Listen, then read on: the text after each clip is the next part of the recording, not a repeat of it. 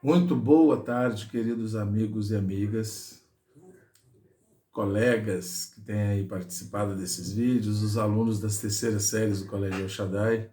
Hoje eu vou falar da aula 12 de filosofia sobre estética, mas antes eu quero tirar duas dúvidas que ficaram em alguns vídeos que nós fizemos. Uma, sobre quem disse, sobre que Platão e Aristóteles são os grandes pensadores ocidentais, e após eles o que há é nota de rodapé, né? Eu havia dito que é o Kant que tinha proposto isso, né? Até por uma influência de um professor de Kant que eu tive, mas numa pesquisa feita um pouquinho mais apurada, essa frase é do Whitehead, do Alfred Whitehead, e não do Kant, né? E outra questão sobre a escola de Frankfurt e sobre Habermas, né? A escola de Frankfurt, período pós o início do nazismo, ela realmente vai para os Estados Unidos, é acolhida ali, mas ela já voltou para a Alemanha. O Habermas também, apesar de hoje, como freelancer, ele produzir, né, bastante coisa nos Estados Unidos, ele também mora na Alemanha, tá certo? Vamos tirar essa dúvida que pode ter ficado, né? Então, até para sanar isso, ok? Hoje nós vamos falar de estética, e aí nós vamos citar alguns pensadores, vamos falar de como a arte e a filosofia se comunicam nesse aspecto, né? Estética é o ramo da filosofia que trata da beleza, né? Que trata de toda essa história, ou analisa um pouco da história da arte. E hoje nós vamos falar de alguns pensadores que avaliam a arte e a filosofia da arte nesse sentido de ver o que é belo ou o que é agradável ao homem, como que o subjetivo avalia aquilo que é produzido pela arte, não é? De que maneira que essa questão estética se dá para o homem, né? Vamos falar um pouco do Platão, um pouco do Aristóteles, do Schopenhauer, o Hegel, o Kant, não dá para correr. O Walter Benjamin, que da escola de Frankfurt, talvez seja alguém que pensa um pouco diferente do Adorno e do Horkheimer. Vamos falar um pouquinho de como a arte se configurou aí durante a história. É lógico que a gente não tem nenhuma pretensão de dar aula da história da arte, até porque aqui não é a nossa pretensão, é analisar a beleza, o belo, a partir da filosofia, né? Então, como que Platão vê a questão da beleza, né? Ele relaciona o belo com o bem e com o verdadeiro, né? Então, a dimensão ética, estética e da teoria do conhecimento para ele estão muito próximas. E para ele, quando o homem usa como referência para a beleza o elemento sensível apenas, ele se afasta um pouco das formas perfeitas. É nada distante daquilo que é o seu perfil teórico, a sua forma de enxergar a verdade ou a realidade, não é? Para ele, o mundo inteligível é o mundo das formas, o mundo perfeito. Então, quando a arte se aproxima disso, ela é bela, não é? O Aristóteles, também para não fugir da sua análise, que tem uma relação da razão junto com a sensibilidade, ele vai relacionar a beleza com a ordem e a simetria. E ele vai trazer uma questão nova, talvez aqui, que é a questão da estética da existência, né? Uma estética existencial. Pensar a arte como cura, um processo chamado catarse, principalmente por meio do teatro, né? Ele está analisando. Mas a gente pode levar isso para a música. Quando a arte ela propicia esse processo de cura ou de libertação das angústias, das melancolias, daquelas emoções que temos em nós, ela pode promover uma certa ordem e simetria aí, um meio termo, como Aristóteles gosta, uma justa medida, um equilíbrio para as emoções humanas. Então há esse outro aspecto aí pensado por Aristóteles. Schopenhauer também vai um pouco nessa linha ao dizer que o mundo ele se manifesta como vontade e representação, mas a vontade é o que causa desequilíbrio na humanidade, no homem, os desejos, as emoções. E a arte seria essa possibilidade, ela afasta um pouco a angústia do ser humano, que é inerente ao ser humano, quando você transfere ali para a arte isso. E aí, de novo, pode ser a música, pode ser o teatro, pode ser um filme, aquilo que é próprio da estética, né, para nós, né, para o homem. O Hegel vai analisar essa questão da arte, logicamente ligada à história, é a maneira dele de interpretar, a gente sabe. Ele vai dizer que a arte é a manifestação do espírito em determinado período histórico, ela é a representação da cultura de um tempo. É isso, a gente sabe que para o Hegel a consciência humana ela se dá na história, mas ela depende da ação do espírito absoluto, ou seja, o ideal é anterior ao real, o ideal possibilita ao homem no real compreendê-lo. Então, a arte para ele está segmentada nesse aspecto da história, né? O Kant, por sua vez, vai fazer uma junção, ou vai tentar buscar uma fusão entre as visões do sujeito e do objeto, trazendo para o sujeito a capacidade de julgar, de ver aquilo que é belo, né? É a perspectiva da percepção fenomenológica, transcendental kantiana, né? Na teoria do conhecimento kantiana, o conhecimento ele sai da perspectiva do objeto, de uma contemplação, e ele vem para o próprio sujeito. Quer dizer, o sujeito, quando contempla o belo, ele contempla o belo a partir da sua subjetividade, né? Daquilo que a consciência dele tem como critério de verdade, né? Então, o juízo ele parte do sujeito, e aí a questão da beleza está voltada de novo, no caso do Kant, para o sujeito. E não dá muito para correr da perspectiva teórica deles, da forma que eles usam para pensar o conhecimento, né? Eles estão falando exatamente dessa questão, tá certo? Agora, pensar na arte como na produção da arte ao longo da história, né? A gente tem uma arte que é financiada durante a história por alguns mecenas, que são pessoas ricas, né?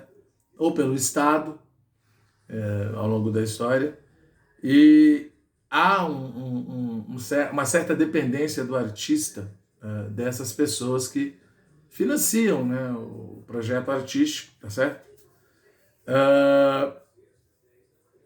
Mas isso, de certa forma, acaba se estendendo para um domínio muito grande, como acontece hoje com o processo do capitalismo, né? Então, na época da história em que os mecenas ou o próprio Estado, as pessoas que tinham posses, financiavam os artistas, o artista estava meio preso, teoricamente, a quem estava financiando, para satisfazer um prazer daquela pessoa. Hoje, se a gente for analisar, ela tem a ver com a questão do capital, do mercado. A gente transformou a arte, que seria essa expressão humana, seja pela escultura, pela pintura, uma música, uma obra, uma poesia, uma peça de teatro, um filme, não é? Numa mercadoria. E aí a gente tem uma análise da escola de Frankfurt, que não é muito favorável, em alguns pensadores da escola de Frankfurt, não é muito favorável a essa ideia de indústria cultural, que é quando você pega a cultura, essa riqueza, autenticidade, diversidade, singularidade de quem produz uma obra de arte, que está expresso ali na sua pintura, na escultura, o que seja. Quando você transforma isso em mercadoria, você tira do autor da obra todo o processo subjetivo, criativo dele próprio e transfere isso para o capital, para o interesse do capital, tá certo? E nós transformamos a arte em algo utilitário, né? Segundo a indústria, esse conceito de indústria cultural analisado pela escola de Frankfurt, tá certo? E aí você pode entrar na questão da literatura, de todo o processo cultural, né? Como eu comentei aqui com vocês, tá certo?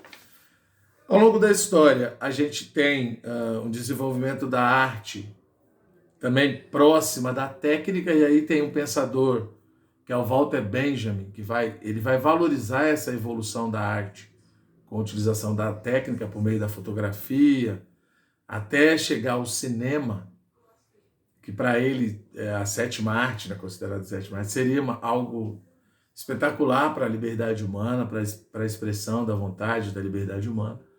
Só que ele morre antes do advento da internet, da própria TV, que a gente sabe que, segundo alguns outros pensadores da escola de Frankfurt, passa a funcionar como instrumento de alienação, né?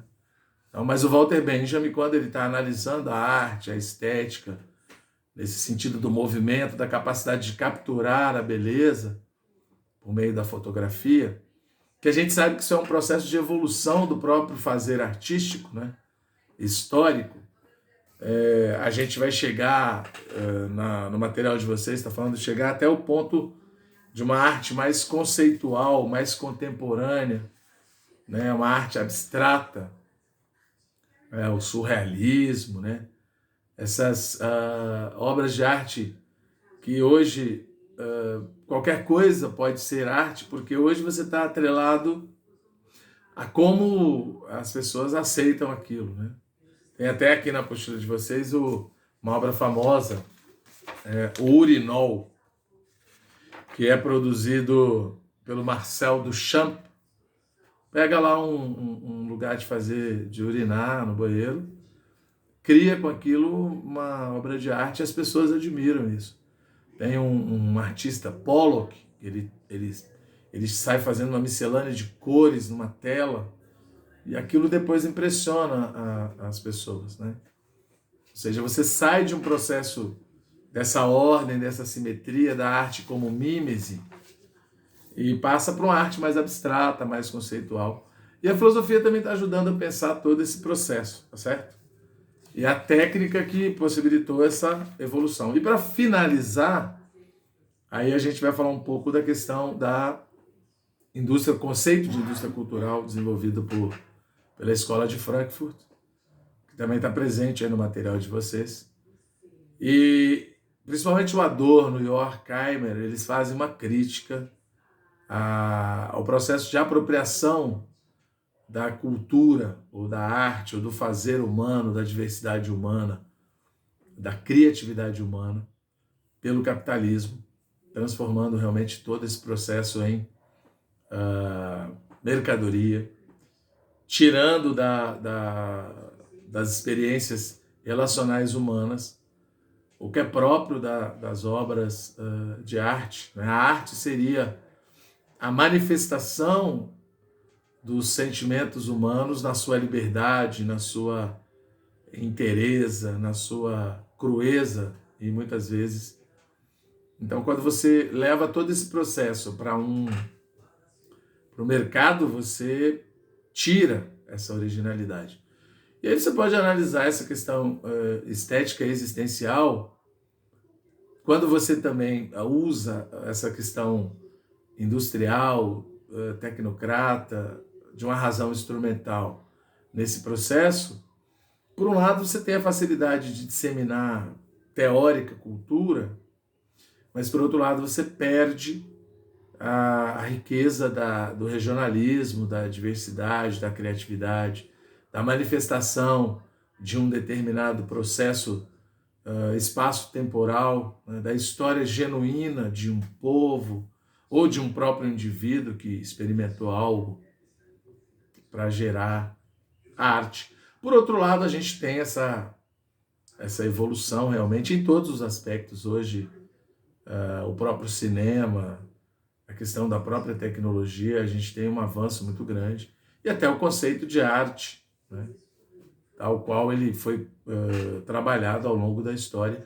E a indústria cultural, ou os críticos da indústria cultural, que são oriundos ali da escola de Frankfurt, vão dizer o seguinte, que mesmo nesse processo mercadológico, ainda existem pessoas que não se deixam levar por essa onda, né, e que vão tentar usar o senso crítico, ou a filosofia, eles vão dizer, para assumir uma autenticidade, lutar contra toda essa corrente, essa maré, produzir o que há de mais especial no homem, né? Lembrar que a filosofia e a arte, elas se aproximam muito como espaço de reflexão, né? Continuam sendo espaços maravilhosos aí para a construção humana, né? Como, poxa, a música, o próprio cinema, o teatro, quanto isso não é realmente maravilhoso para nós. O Nietzsche, ele não está especificamente aqui, mas ele vai dizer que se na vida não houvesse música, não valeria a pena viver, né? Ele vai chegar a esse ponto. Eu espero que tenha ajudado vocês, lembrar de novo que essa aula é muito geral, que vocês deem uma lida aí no material. O material é muito rico, né, de revisão. Então, espero que vocês deem uma lida e contribuam aí depois para a gente conversar um pouco mais sobre isso. Um abraço para vocês.